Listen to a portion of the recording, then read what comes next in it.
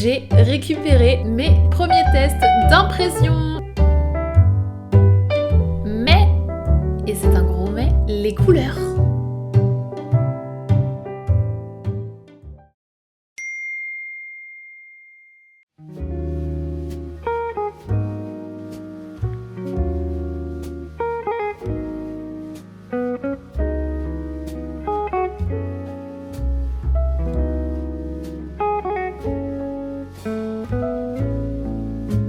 J'espère que vous allez bien, bienvenue dans le 3e épisode de l'ouverture de la boutique. Nouvelle semaine qui commence sur les chapeaux de roue.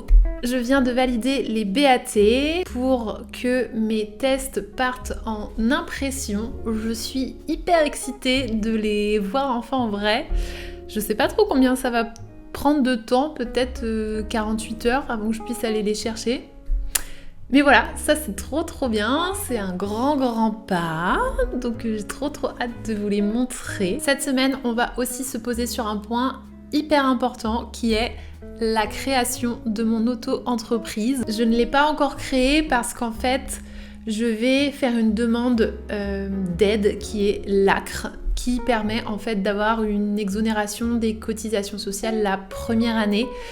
Et en fait, c'est vraiment pas pratique, je sais pas trop pourquoi ils font ça, mais pour qu'elle soit la plus avantageuse et qu'elle puisse durer vraiment 12 mois, il faut la demander à chaque début de trimestre civique, c'est-à-dire janvier, avril, juin, octobre. Et en fait, si vous la demandez entre ces périodes, on va vous amputer des mois qui manquent. Par exemple, si vous la demandez en février, elle ne commencera qu'en avril, donc vous allez perdre 2 mois. Donc c'est pour ça que je vais créer mon auto-entreprise et l'antidater pour qu'elle démarre au 1er avril parce que la demande d'ACRE se fait le jour de la création de l'entreprise. Donc mercredi matin, je crée mon entreprise sur le site dédié. Ensuite, dans la foulée, je fais ma demande d'ACRE et je ne serai auto-entrepreneuse officiellement que le 1er avril. Un peu compliqué, mais voilà, ce sera fait, c'est une grosse étape. Et puis, cette semaine va être un petit peu plus courte, je vais bosser que 4 jours parce qu'on part en week-end avec mes parents à la mer à partir de vendredi matin. Donc je vais essayer de tout faire passer en 4 jours, je pense que ça va le faire, j'ai fait mon petit planning du matin et ça me semble ok, je vais en faire un peu moins cette semaine où je bosserai sûrement ce week-end aussi un petit peu. Mais voilà, que dire d'autre ?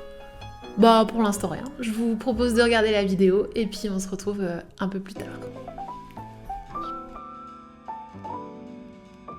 En fin de journée, je me suis posée parce que j'avais envie d'avancer sur une illustration pour Pâques que je vais poster sur mes réseaux, qui d'ailleurs est déjà postée sur mes réseaux à l'heure où vous regardez ce vlog.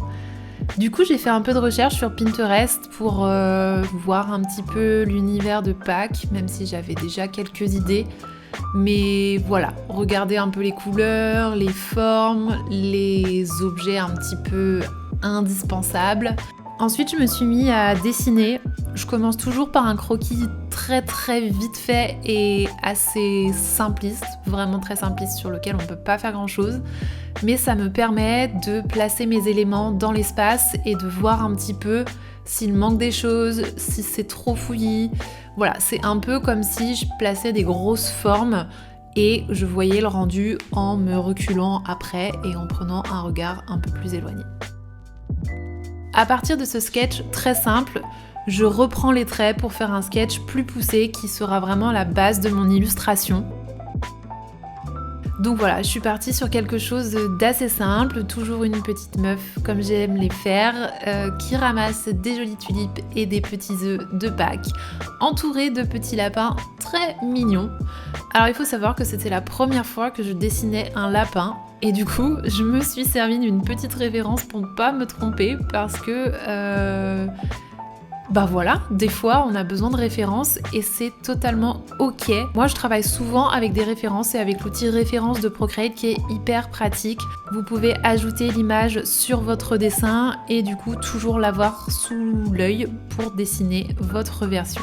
Et puis une fois que le croquis me convient, que les proportions semblent bonnes, je reprends le dessin en ajoutant des couleurs et en dessinant avec mes pinceaux préférés. J'ai pas eu le temps de finir le dessin de Pâques parce que c'était l'heure de manger, donc je le reprendrai un prochain jour. On est mercredi et comme prévu ce matin, j'ai créé mon auto-entreprise. C'était à la fois rapide et à la fois pas rapide. En fait, la procédure est assez simple, on se connecte sur le site de l'INPI, on fait sa candidature en ligne, il y a un formulaire à remplir avec des questions assez basiques. Mais j'ai passé un temps fou sur la déclaration de mes activités. En fait, quand vous créez une micro-entreprise, enfin une auto-entreprise, une entreprise individuelle même, c'est comme ça qu'on dit maintenant, vous créez pas vraiment d'entreprise. Enfin, l'entreprise individuelle, c'est vous. Donc, vous êtes votre propre entreprise. Mais au sein de cette entreprise, vous pouvez définir plusieurs activités. Donc, il faut définir tous les types d'activités que vous allez faire. Donc moi par exemple il y a la vente d'illustrations, si je vais vendre sur des marchés, si je crée du contenu et que je suis rémunérée pour ça. Enfin voilà, il faut vraiment détailler tous les types d'activités. Et en fait pour certaines activités c'est assez explicite et pour d'autres ça l'est moins. Du coup voilà, j'avais vraiment pas envie de faire d'erreurs et je voulais vraiment penser à tout ce que je pouvais faire, donc ne rien oublier. Donc j'ai pris du temps, j'ai fait des recherches. D'ailleurs, pour remplir ce formulaire, je vous conseille la vidéo tuto de la micro by Flo. Franchement, hyper bien expliqué, point par point, très très clair. Merci Flo, tu m'as économisé un temps fou et c'était hyper bien expliqué. Enfin voilà, donc trop contente. Franchement, cette semaine, il y a des grosses étapes qui se passent là. Ça rend la chose très concrète, mais c'est très cool. Il fait super beau dehors, donc je pense que je vais aller m'aérer l'esprit, faire une petite pause après toute cette administratif et aller dessiner un petit moment avec mon carnet. Je pense que ça va être très sympa. Il fait bon en plus, donc allons-y, allons prendre l'air.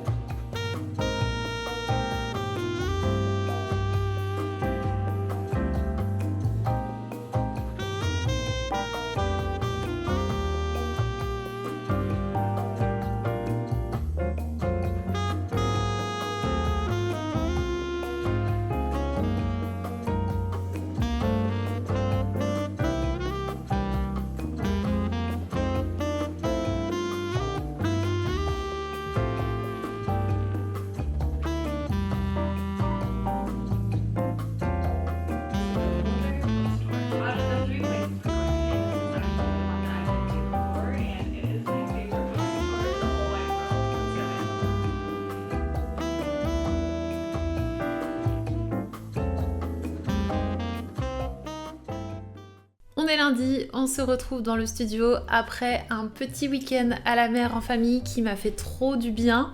J'ai réussi à vraiment déconnecter pendant ce week-end. pas trop de téléphone et de réseaux sociaux, pas de travail, pas de montage. Ça m'a fait vraiment, vraiment du bien. J'ai profité de mes proches, je me suis baladée, il faisait beau, j'ai vu la mer, j'ai pris des bons bols d'air et je recommence cette semaine en pleine forme. À une petite exception près que j'ai une très très mauvaise nouvelle à vous annoncer, qui aurait pu être une super nouvelle parce que vendredi, avant de partir en week-end à la mer, j'ai récupéré mes premiers tests d'impression. Et vous le savez, si vous avez suivi les vlogs précédents et regardé cette vidéo, j'attends ça depuis un bon moment et c'était vraiment une étape que j'attendais avec impatience de découvrir mes illustrations sur du beau papier. Alors, je vous explique pourquoi je suis déçue. Les illustrations sont ici. Je suis hyper contente du papier, donc ça, nickel. Les dessins que j'ai choisis, je suis hyper contente. Donc j'ai testé 5 dessins en A4 et 3 dessins en A6 carte postale pour voir les rendus. Et je suis trop contente, enfin, ça fait quelque chose de les voir sur du beau papier, imprimé à la bonne taille. Donc ça, trop bien. Mais, et c'est un gros mais, les couleurs ne sont absolument pas les bonnes. C'est-à-dire que quand je suis arrivée à l'imprimerie, déjà on m'avait pas envoyé de mail en disant que c'était prêt parce que la facture était pas prête. Donc j'ai débarqué comme une fleur en disant bonjour, j'ai validé un BAT il y a plus de 48 heures, est-ce que vous pouvez juste me donner les délais? Et en fait la dame est partie voir sa collègue, il s'avère que mes illustrations étaient prêtes, donc trop chouette. Et donc elle me les a amenées. Et la première que j'ai vue c'est donc celle-ci en A4 et en carte postale celle-ci. Et en fait, celle-ci, vraiment, ça se voyait que les couleurs étaient fades, mais vraiment très très fades et pas du tout mes vraies couleurs.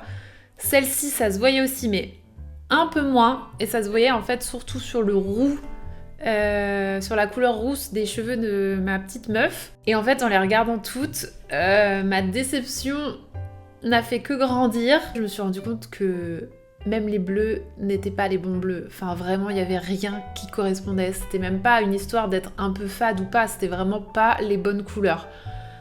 Donc là, je vous avoue que dans la voiture, genre... Ouais, dégoûtée quoi. Enfin... Mais après, c'était le jeu. C'était le jeu. Je voulais faire des tests d'impression en imprimerie pour voir justement le rendu avant d'imprimer tous mes stocks. Et je savais qu'il y avait une possibilité que ça marche pas et que ça rende pas pareil. Mais là, vraiment, que ça rende aussi peu ce que j'avais, alors que j'avais bien rempli toutes les demandes techniques, j'étais bien en CMJN, j'étais sur le bon profil colorimétrique, mes PDF étaient parfaits, nickel. Donc voilà, je me retrouve donc vendredi à partir en week-end avec mes 8 impressions qui sont belles mais qui correspondent pas à mes couleurs, donc déçue. Et se poser la question que je m'étais déjà posée au début, mais qui du coup revient. Mathilde, est-ce qu'il faudrait pas mieux que tu achètes ta propre imprimante et que tu fasses les impressions de chez toi? Donc en fait, vendredi, mon gros dilemme de la journée, avant que je puisse vraiment couper et partir en week-end, c'était qu'est-ce que je fais?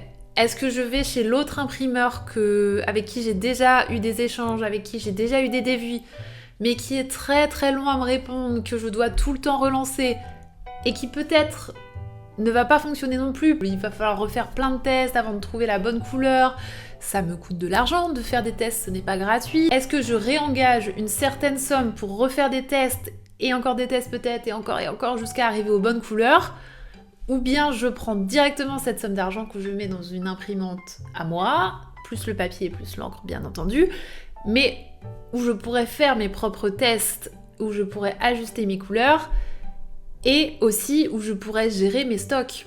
Parce que oui, si je vais chez l'imprimeur, comme je vous le disais, l'idée c'était d'imprimer chaque dessin en plusieurs exemplaires pour avoir du stock à la maison et pouvoir vous envoyer les commandes dès qu'elles arrivent.